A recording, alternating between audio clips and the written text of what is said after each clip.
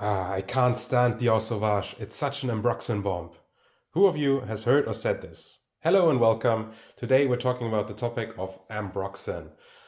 It's kind of a bit of a mythical substance in perfumery, connected to the legendary material of ambergris, which comes from Wales, as some of you may know. Ambroxan is actually synthesized from a natural compound, and it's a very important part of modern perfumery. Some people say they really dislike the smell of Ambroxan, but I'm here to ask if that is actually the smell that they hate, or if they've kind of mixed it up with something else. First of all, the Eau Sauvage very famously does contain a high amount of Ambroxan, but I think it's not the Ambroxan, or not only the Ambroxan in there that people dislike. So, I've got here in the back some perfumes from various brands.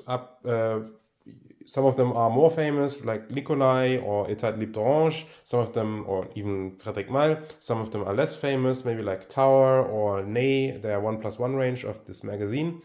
And even Serge Lutens, this Matin line is not as talked about a lot. But yeah, I think personally, some of these stated even, but to my nose, all of these contain a very significant dose of Ambroxan. Yet most people don't complain about these perfumes. Well, I guess in this case it's Orchanox, but let's talk about that soon enough. So this here is Ambroxide by Simrise in 5% concentration. And I've been using this for some of my home perfumery. And it's, to my nose, it smells really beautiful. What does it smell like? What does Ambroxan or Ambroxide or Orchanox or Cetalox or all of these different compounds actually smell like?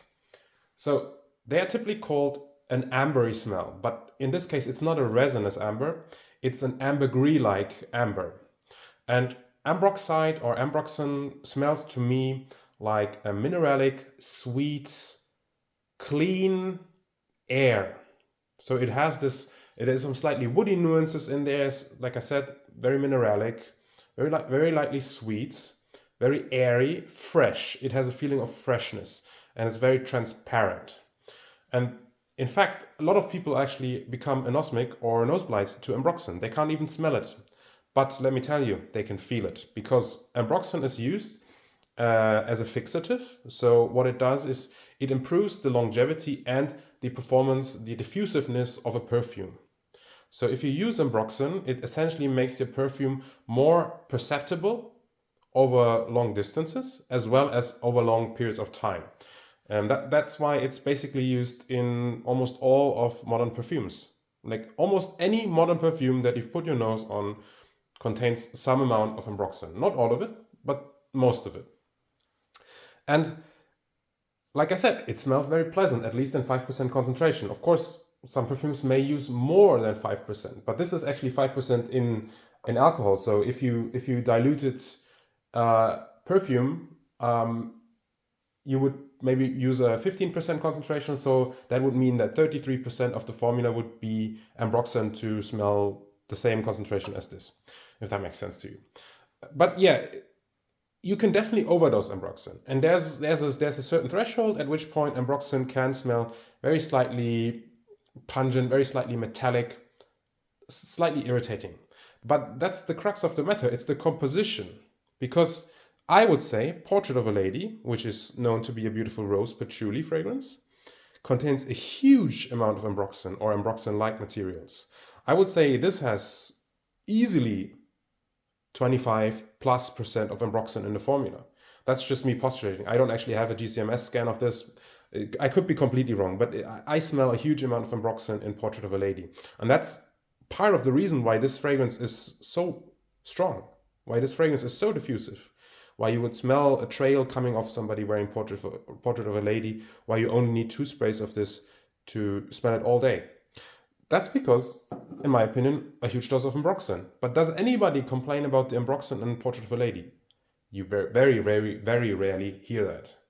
It's almost never happened. Yeah, and not only that, I think the ambergris accord in L'air du désert marocain contains a huge amount of Ambroxan. That's why it's so diffusive. This one contains Orchanox, which is similar to Ambroxan. By the way, Ambroxan is actually made from, usually synthesized from a clary sage extract. There's a molecule in clary sage that you can then process further to gather Ambroxan, and Ambroxan also is, or Ambroxide, the natural molecule, is actually also one of the key components of natural ambergris. So in fact, it does derive somewhat from ambergris. It's just not extracted from ambergris. It's extracted from clary sage, more or less. But ambergris is a legendary component in perfumery. It's super expensive. Most brands don't use any slight bit of ambergris. Even if you see ambergris listed in their notes, there probably is just Ambroxan, Ambroxide, and some other compounds, similar amber-like compounds, to make an ambergris accord. But yeah, Orchanox is just main biotech's version of Ambroxan. There's, like I said, multiple different ones. Every one of the big fragrance houses has their own one. But it's very, very important, and Dominique Ropion has used it perfectly in Portrait of a Lady. Andy Tower has used it very well in L'air du désert marocain. Christopher Sheldrake has used it beautifully in Dans le bleu qui pétille, which is like it's an oceanic type of scent. Even this Ney 1+1 Craft Gourmet has a nice Ambroxan note. It just gives clean, mineralic, airy woodiness with a slight touch of sweetness. It's a really, really nice smelling compound. My theory, so why do people think they dislike Ambroxan? My theory is that a lot of these fragrances that are very popular right now, that are very powerful, that you smell a lot when you're out and about, they don't only use Ambroxan, because Ambroxan is by far the most pungent of amber-like, ambergris-like raw materials, or amber woody raw materials.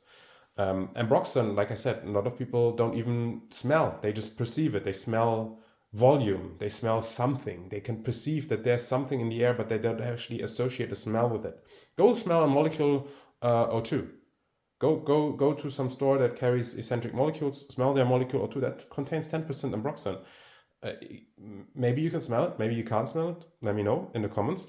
But I think what people smell usually is stuff like this, Ambroxanite. So this is 10% Ambroxanite by Simrise. And this, if I put my nose to it, I recoil. I really noticeably, I recoil. This is so pungent.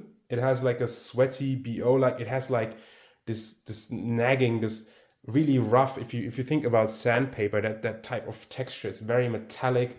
It's, to my nose, stinky. It also has sweetness. It also has this amber-like feel, but it's incredibly, incredibly strong. And if you get, I got a little bit of like just this tiny bit of this on my fingers once, and I could smell it for days. Even through showers, through washing my hands, I could still smell Ambroxanite. This one is so powerful, and this one you can smell. I think actually Dior Sauvage uses Ambroxanite, and I think that's what I dislike about Dior Sauvage. This is, even Bleu de Chanel I think uses some of this or similar like material. There's Amber Extreme as well, Amber Super. There's loads of these amber woody super amber compounds that are so strong that they just overpower anything. I've tried to use this in formulas, and you have to be so careful even with this 10% solution. The other one is these synthetic saddlewoody compounds. So nolimbanol, abanol, javanol I think is actually quite nice, but there's loads of these synthetic saddlewood compounds that also are incredibly strong and pungent, and this is less off-putting, to my nose at least in this form, than Ambroxanite, but it's still overused in a lot of modern perfumery. You will smell either of those. If you've ever smelled them in isolation, you will smell them. If you ride the public transport, you will smell them almost any day. They're so common because they're very powerful, very long-lasting, very diffusive, very cheap, relatively speaking, because you don't need a lot. And yeah, lots of brands will just put it in because people today, they want performance. So I think that was quite a bit of a ramble, but the upshot of this is don't blame Ambroxan if you don't know what Ambroxan actually does and what it smells like. Even if you dislike Ambroxan, then you either are one of those rare people that are very sensitive to it, which fair enough. There's nothing you can do about that. It's very unfortunate, but some people, they're just very sensitive to Ambroxan, and those people will not like Ambroxan. Maybe those people will even dislike Portrait of a Lady because they smell the Ambroxan in it. But most people are not hypersensitive to Ambroxan. And if they find a perfume that they think they dislike because of the Ambroxan, there's basically two reasons. Number one, the perfumer has done a very poor job of using Ambroxan. They've overused it, they've not used enough other compounds, enough naturals in the right concentrations to make a nice smelling perfume. Or there's actually something else than Ambroxan in there, like Ambroxanide, like norlimbinol, like Amber Extreme, like whatever, Ambrox, whatever, yeah? And they actually are sensitive to that, and they pick up on the Ambroxanide, they pick up on the Amber Extreme, they pick up on the norlimbinol, and because the perfume also contains Ambroxan, very likely you will not see this one in isolation. You will usually see these two with Ambroxan together. People think they dislike Ambroxan. Okay, so yeah, I hope that was informative. Let me know what you think. Let me know if I'm going completely crazy or if this is completely irrelevant to you.